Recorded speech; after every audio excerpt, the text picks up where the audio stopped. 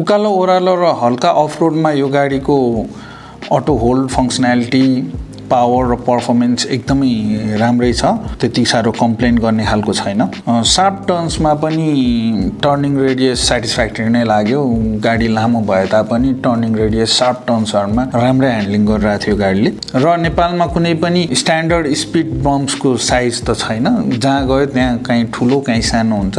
त्यसै गरी हामीले अलिक ठुलो स्पिड बम्प्समा यसलाई चलाउँदा चाहिँ लङ्गर व्हिल बेस अलिक डिसएडभान्टेज नै लाग्यो हामीलाई। अलिक गाह्रै भयो कटाउन पनि। कत्रो हो यो हम्प अहिले पनि यत्रो थियो।